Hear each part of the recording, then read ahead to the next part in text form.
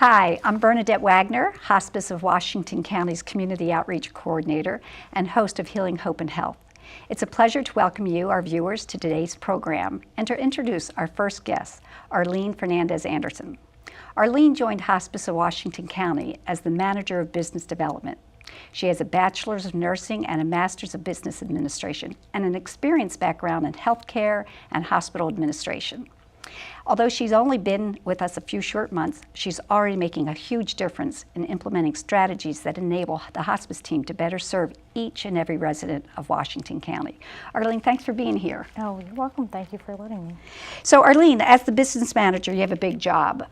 What's your role and some of your goals? So my main focus is business development, and what that means is we have responsibility to increase the community's understanding of hospice benefits and services so that we can increase utilization and increase needed hospice services.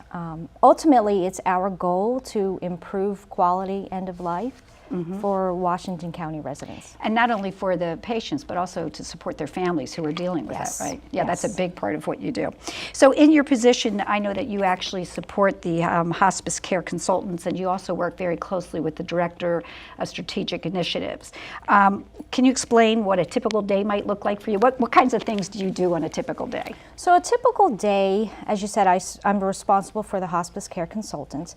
A typical day would be that I'd review their schedule for the day, and then I'd support them as they go out into the field, as they establish professional relationships, and not only establish but maintain those partnerships with healthcare providers and their team.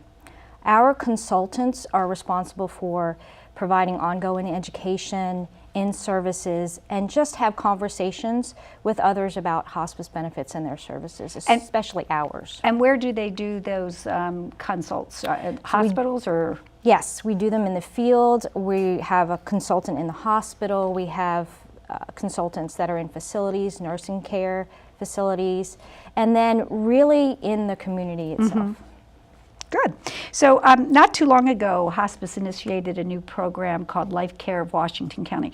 And I assume you have a role with that too? Yes. Maybe you could explain that too a little bit. Life Care is our palliative care program, and its focus is on pain and symptom management, even when a patient is undergoing curative treatment.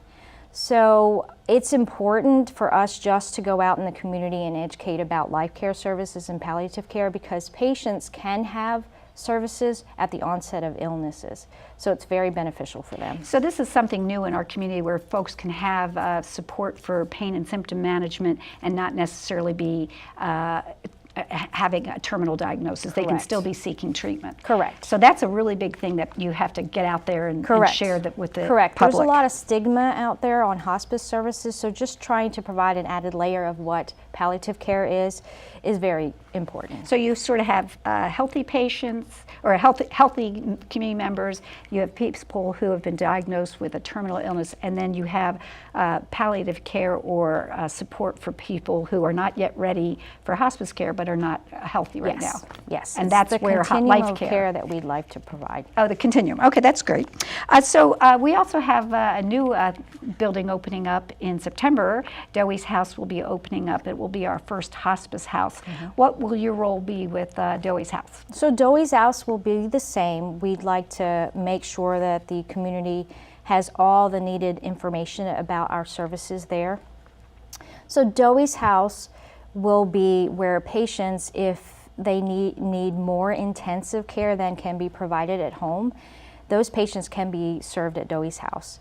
So current hospice patients who have pain and symptom management needs can be admitted to Doey's house, and it's usually when medical care at home is not easily managed.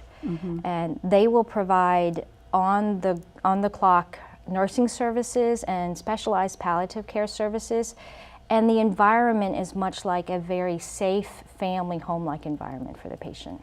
Oh, that's great. And I know that there's going to be like some lovely gardens there and places where families can gather with their loved ones too. Yes, there'll be an outside, there are outside benches that family can sit down. There are pavers that we've actually put in so that people can actually sit out there, even with their loved one, and be able to have conversations out there. That's terrific. That's terrific. I imagine the work you do is extremely rewarding, but can also probably be maybe difficult at times as you support folks who are terminally ill and their families. Is there a memory or a story that you revisit in your own mind that helps you recharge your battery? Well, I don't really have any stories, but I can share that in the past several months, I've had the privilege of actually working with patients and their families about really increasing their knowledge of hospice and their benefits, and even palliative care.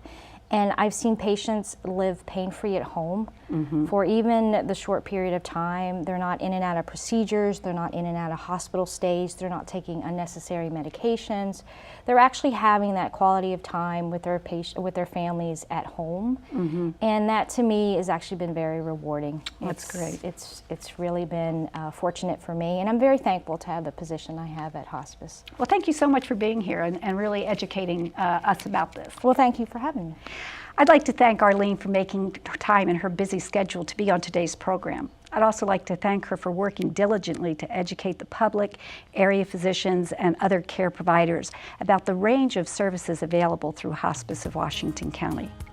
While it is universal truth that everyone who lives must also die, thanks to Arlene and the other compassionate staff at HWC, it's also true that for those living in Washington County, no one has to die alone.